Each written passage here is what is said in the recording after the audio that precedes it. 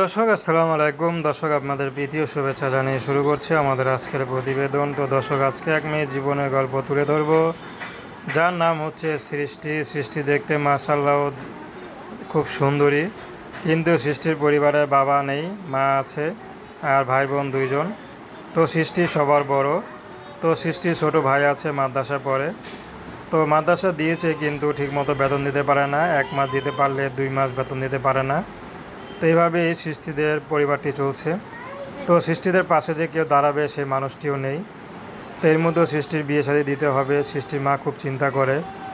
তো এখন সৃষ্টি চাচ্ছে যে তার মা তাকে চিন্তা না করে যদি সৃষ্টি নিজে দায়িত্ব নিয়ে বিয়ে শাদী করতে পারে, তাহলে হয়তো তার পরিবারটা খুশি থাকবে। কিন্তু সৃষ্টিকে দেখে সবাই পছন্দ করে, কিন্তু যখন তার পরিবারটি দেখে যে তেমন কোনো গার্ডিয়ান নেই, তো তখন কেউ তাকে বিয়ে শাদী করতে চায় না। তো সৃষ্টির খুবই খারাপ লাগে। আসলে সৃষ্টির বাবা থাকতেও নেই, কারণ সৃষ্টির বাবা এক জায়গায় বিয়ে করেছে, তাদের কোনো খোঁজ খবর নেয় না। তো সৃষ্টির যে আত্মীয় স্বজন আছে, তারাও কোনো প্রতিবেশী আছে যারা, তাদেরও কোনো খোঁজ খবর নেই, কারণ অভাবের সংসার কে খোঁজ নেবে। চিন্তা করে কেউ যদি খোঁজ নেয়, যদি কোনো সহযোগিতা চায়, এর জন্য কেউ জিজ্ঞাসা করে না। তো সৃষ্টি খুব খারাপ লাগে, আসলে গরিব হয়ে কেন জন্ম নিল।